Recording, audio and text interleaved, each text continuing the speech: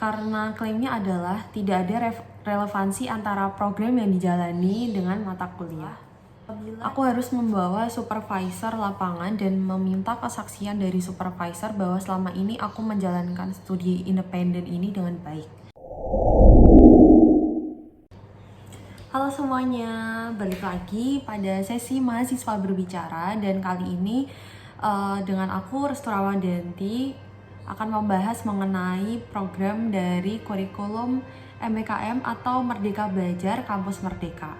Nah, salah satu program dari MBKM ini adalah MSIB, yakni Magang dan Studi Independen Bersertifikat, yang merupakan salah satu program yang diinisiasi oleh Kementerian Pendidikan dan Kebudayaan Republik Indonesia, yakni dari Pak Nadiem Makarim. Dengan mengikuti MSIB atau program dari MBKM ini, mahasiswa diperbolehkan untuk mengeksplor dunia luar atau belajar di luar kampus selama 2 semester dengan konversi maksimal 20 SKS per semesternya.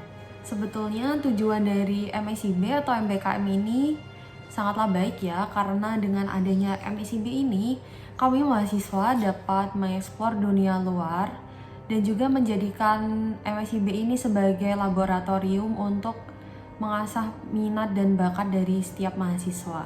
Selain itu, benefit yang didapatkan juga hanya dengan mengikuti MSIB, kami mahasiswa juga mendapatkan konversi sebanyak maksimal 20 SKS. Sangat menarik bukan? Pengalamanku sendiri, aku ini mengambil salah satu program yakni studi independen.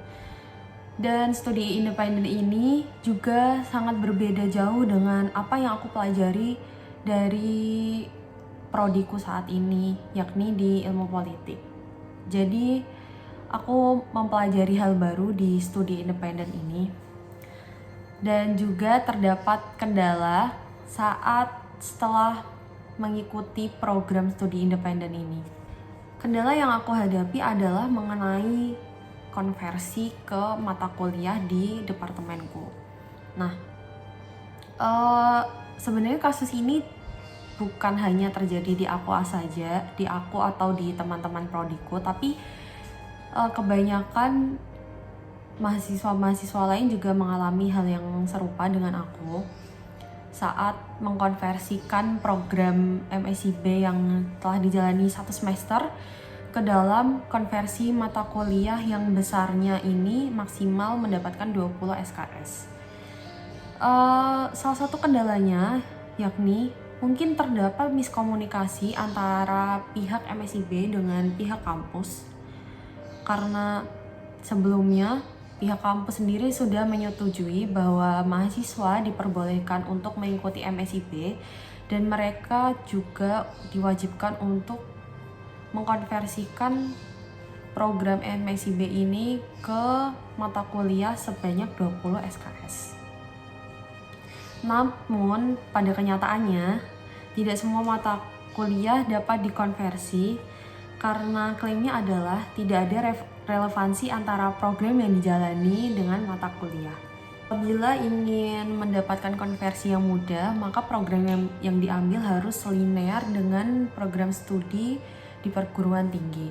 Tetapi kan pada kenyataannya kita ingin mengeksplor lebih banyak mengenai minat dan bakat kita. Jadi tidak mungkin kita bisa mempelajari hal yang serupa di luar kampus, karena kita sebagai mahasiswa ini ingin memanfaatkan program ini untuk mengeksplor lebih jauh apa sih sebenarnya yang kita pengenin dan kita minati saat ini, supaya saat wisuda setelah kelulusan nanti kita tidak salah ambil jalan lagi dan dapat menerapkan ilmu dari program MSIB ini ke dalam industri. Nah, karena adanya perbedaan antara program dengan prodi di kampus yang mengakibatkan dalam proses konversi ini, aku yang kemarin telah mengikuti program MSIB ini ingin mengkonversikan mata kuliah di luar dari mata kuliah departemen. Nah, yang menjadi permasalahan adalah departemen ini tidak bisa mengkonversi mata kuliah yang bukan bagian dari mata kuliah departemen tersebut.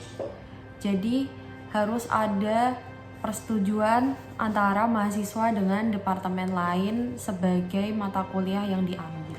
Hal lainnya yang masih masuk ke bagian konversi pada kasusku adalah aku harus membawa supervisor lapangan dan meminta kesaksian dari supervisor bahwa selama ini aku menjalankan studi independen ini dengan baik.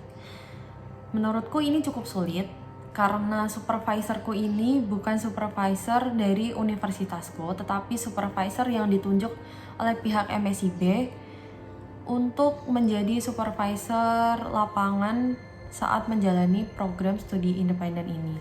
Nah, jadi aku harus mengkonfirmasi bahwa supervisorku dan aku ini mempunyai waktu yang pas agar kami dapat mempresentasikan bagaimana aku menjalani studi independen di program MSIB ini. Dan aku juga tidak bisa memaksakan waktu supervisorku untuk dapat hadir karena beliau ini juga memiliki kesibukan lain.